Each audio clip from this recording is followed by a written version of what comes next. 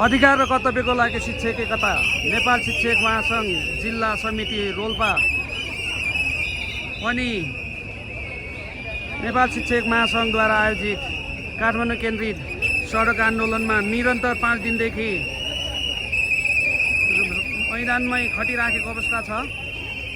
यो बहिरो सरकारले हामीहरूले भनेको अझै पनि नसुन्ने भएको कारणले गर्दाखेरि आज हामीहरू हाम्रो राष्ट्रिय समितिको निर्णय अनुसार सिक्की फुकेर खबरदारी गर्ने कार्यक्रम छ।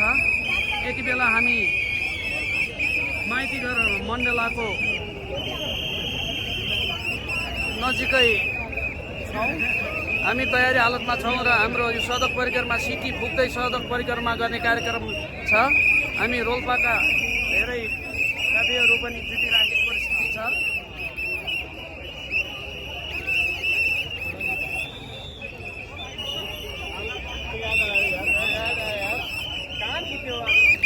बालापनको याद आयो।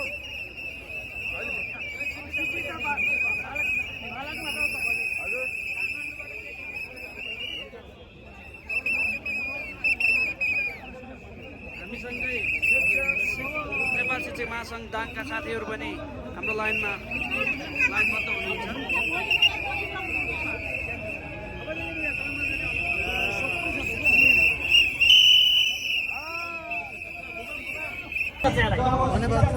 यो ब्यानरमा हामीले देख्यौँ तपाईहरु पनि पोलिटिक्स गरेर आउनु भएको छ।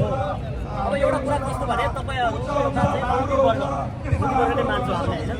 यसरी सडकमा तातिनु र सडकमा आन्दोलन आउनु संक्षिप्त सर्वसाधारणले पुग्ने गरेको हामीले 2075 साल 2080 सालमा यस्तै खाले हाम्रो मुद्दालाई सम्बोधन गर्ने भनेर तर अहिलेमा डकुमेन्टेसन गर्न चाहेन सरकारले। सरकारले कसरी चाहेन हामीलाई हेभी हो। यस कारण हामीले अहिले 75, 78, 80 सालमा भएका सरकारसँग भएका समझदारीहरूलाई अहिलेमा डकुमेन्टेसन गराएर शिक्षा ऐन हाम्रो हद्दीमा राखेर मात्रै आफ्नो विद्यालयको लागि हामीले यो सडक बनाएका छौँ। गत वर्ष पनि तपाईहरु यसरी नै आन्दोलन गराउनु खै त सरकारले त तपाईहरु कुनै पनि मागलाई पुरा गर्दैन। सरकारले सुन्नु चाहेन, सरकारले आँखा देखेन। हामीले हाम्रो हातमा त होइन, यसमा हाम्रो विद्यार्थीमा विद्यार्थीको देशको भविष्य जोडिएको छ। हाम्रो आन्दोलन यो हाम्रो शिक्षकसँग मात्रै सम्बन्ध तर सरकारले यसलाई चाहिँ एस्टिमेट गरेर अब हामीले चाहिँ विगत जस्तो सरकारसँग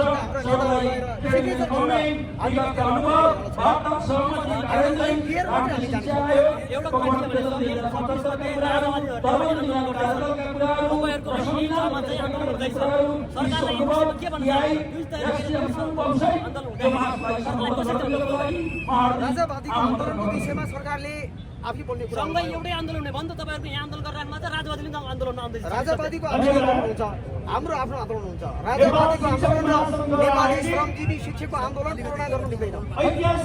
राजावादीको आन्दोलन फरक कुरा हो। अहिले जोड्न खोजेको कुरा कहाँनिर भने सरकारलाई अब राजावादीसँग आन्दोलनमा छ। राजावादीसँग मिलेर हामीलाई चाहिँ क्षति पुर्याउने हुने कुरा छ नि त। होइन यस्तो तपाईँहरूले हामीले चाहिँ शिक्षक साथीहरूलाई प्रत्येक नेपालका प्रत्येक पालिकामा अध्यक्षज्यूहरूलाई आफ्नो पालिकाबाट राजावादीको आन्दोलन पनि छ। राजावादी एउटा अस्तित्वमाथि हाम्रो वर्तमान सरकारको एउटा र हाम्रो पार्टीको केन्द्र सदस्यको पनि एक्सनले यो कल्चर भनेर हामीले चाहिँ निर्देशन गरेका छौँ। एउटा राजावादी हाम्रो चाहिँ आएर चाहिँ त्यहाँ तरिकाले हामीलाई चाहिँ बिगार्ला भन्ने हाम्रो लाग्छ। एउटा कुरा कस्तो भने जो चाहिँ सरकारमा भइसकेको जो चाहिँ सरकार बाहिर छन् जुन चाहिँ आन्दोलन आएर आन्दोलन भन्ने एउटा छ नि के भन्नु नेपाली शिक्षक कर्मचारी साथीहरू आन्दोलनमा हुनुहुन्छ। यहाँले सुनेको कुरा गलत कुरा हो। किनभने आन्दोलनलाई थुप्रै तत्त्व मौसमबाट 2007को मार्च 27 गते नेपाल शिक्षक महासङ्घ स्थापना भएको हो। भएका नेपाल शिक्षक महासङ्घको स्थापना कालदेखि शिक्षकको शैक्षिक मुद्दाहरूलाई केन्द्रका मुद्दाहरूलाई ठिक ढङ्गले समेटेर आफ्नो विद्यार्थीको मैले अघि पनि भने विद्यार्थीको भविष्यसँग आन्दोलन देशको भविष्यसँग यो राष्ट्रको निर्माणसँग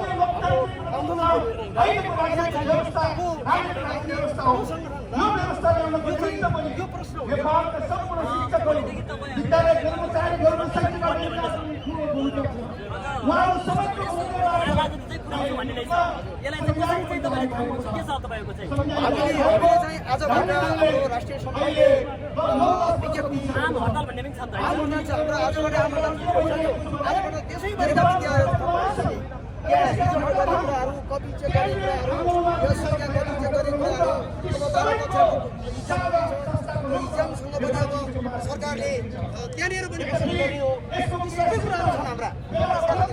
अब मैले अघि पनि भने आन्दोलन यसरी जाने यसरी चाहिँ नेपाल शिक्षक महासङ्घको जबसम्म सरकारले चाहिँ ऐन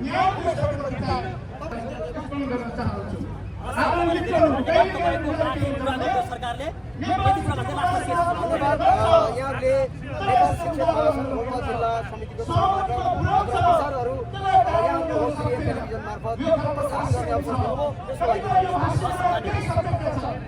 लागि सरकारले त्यसलाई कागजमा या ऐनमा डकुमेन्टेसन गर्न सकेन। आज हामीले यहाँको प्रश्न जस्तै सरकारले कान सुनेन, ए सरकार कान खोल भनेर हामीले सिटी बजाएर सरकारको कान खोल्न, किनभने सरकारले सुन्दै सुनेन। 75-80 सालमा हामीले ठुलो आन्दोलन गऱ्यौँ। यस्तै गरेर काठमाडौँका सडक हामीले ततायौँ। तर सरकारले चाहिँ कान सुन्दै सुनेन, ऐनमा डकुमेन्टेसन गर्न चाहेन, इमान्दार बनेन सरकार। त्यसकारण हामीले सरकारलाई कान सुन्ने बनाउनको लागि आज सिटी जुलुस गर्यौँ। होइन, सरकारले गर्नै पर्छ। सरकारले नेपाली शिक्षकका माग मुद्दाहरू सम्बोधन गर्नको लागि बाध्य हुनुपर्छ। रहरले त गर्दैन, तर सरकार बाध्य हुनुपर्छ। अध्यक्ष लगायत सम्पूर्ण जिल्ला साथीहरू एकबद्धता बनाउन पाल्नुहुने विद्यार्थी सङ्गठन त्यसो हुँदैन, किनभने उहाँले हेरिरहनु भएको छ, सरकारले पनि नजिकबाट हेरेको छ। हामी सधैँ इमान्दारीपूर्वक हामी आन्दोलनमा छौँ।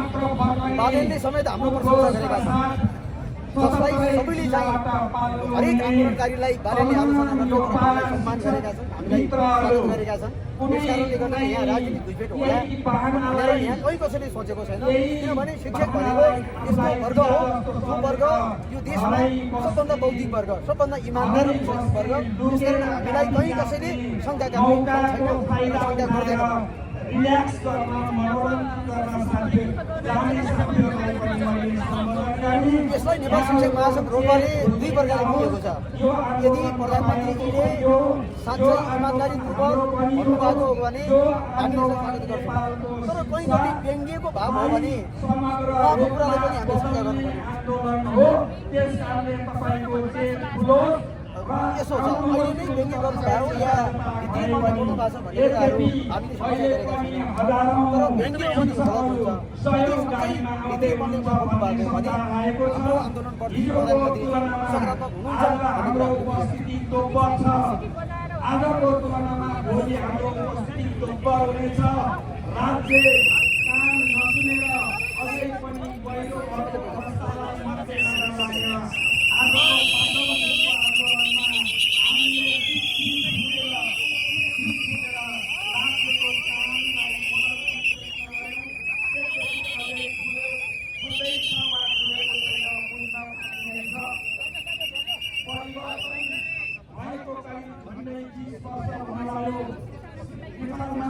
आजको सरकार अब अति भयो। सरकार अब उनीहरूलाई शिक्षकलाई देशका भविष्यका निर्माताहरूलाई त्यसरी सडकमा कति दिन सक्नुहुन्छ।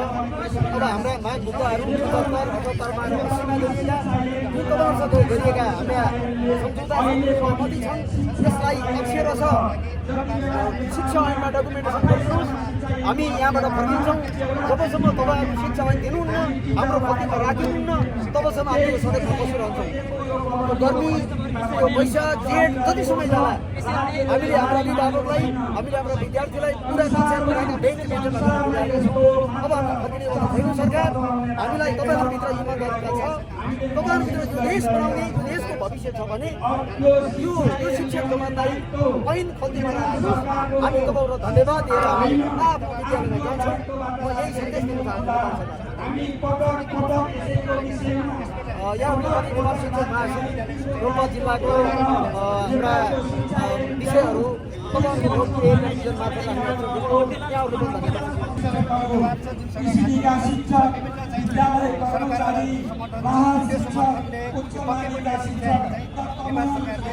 जारी गर्नुपर्छ र उसको यो बाध्यता तपाईँहरू अब तपाईँ चाहिँ बन्द गर्ने, आम हडताल गर्ने, अब तपाईँको सङ्ख्या पनि बढ्ने भन्ने छ। के छ यो विषयमा हामीले चाहिँ यो 25 गतेदेखि सम्पूर्ण विद्यालय बन्द गर्न लागिरहेका छौँ र त्यो विद्यालय बन्द हुने बित्तिकै सम्पूर्ण टिचरहरू, थप टिचरहरू यहाँ चाहिँ सडकमा चाहिँ हुन्छ र यसले आन्दोलनमा यो ठुलो रूप लिन्छ र हामीले सोचेका गरी यसपटक हामीले जुन जति पनि विद्यालयमा शिक्षकहरू सडकमा आएर आन्दोलन गरेका छौँ त्यो आन्दोलनको समयको सम्पूर्ण क्षतिपूर्ति कति पछि चाहिँ हामीले चाहिँ वार्षिक विदा गर्ने गरेर अहिले हामीले आन्दोलन चाहिँ सफल पार्न लागिरहेका छौँ। हस् धन्यवाद। कति सङ्ख्या हाम्रो सबै जोड्दाखेरि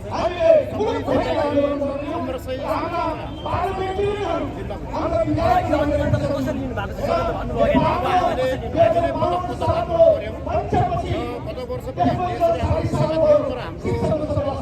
सरकारले हामीलाई धोका दिइसकेपछि अहिले शिक्षा ऐन कसरी पनि जारी गर्नुपर्छ भन्ने उद्देश्यका साथ हामी आएका छौँ र हामी जबसम्म शिक्षा ऐन जारी हुँदैन तबसम्म यो सदन हामीले छोड्दैनौँ र हाम्रो सङ्ख्या अलिक ठुलो छ। हामीले बिहान पनि लुम्बिनीको हाम्रो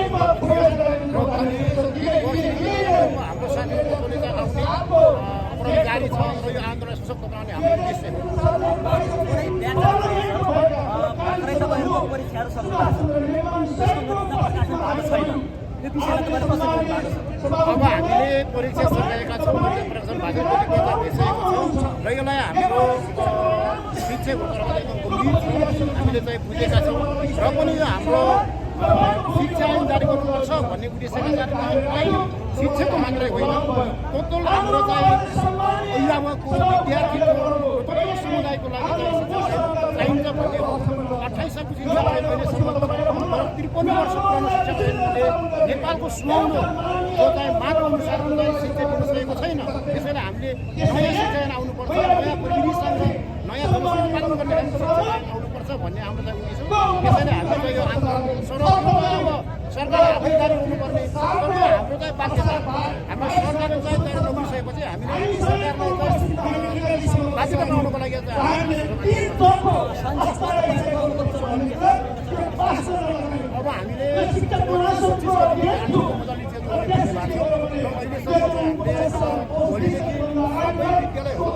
बन्द हुने र यो आन्दोलन सफल बनाउने र वार्ताको माध्यम र यो सुनवाईको माध्यम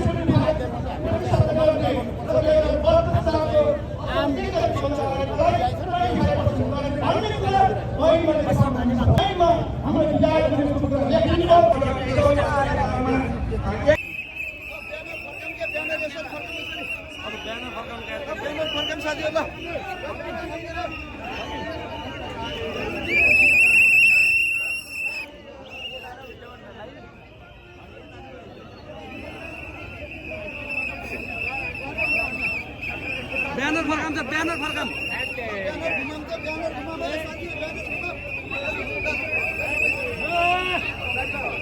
ब्यानर फर्काम, ब्यानर।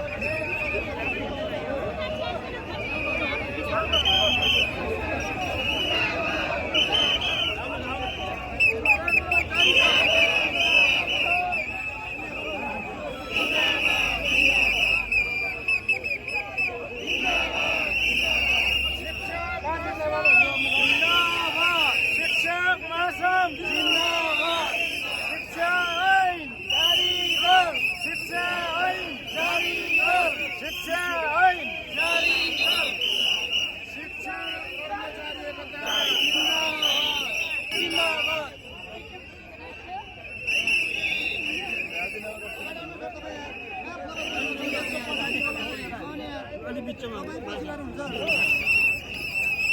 गर्नुपर्छ यता जारी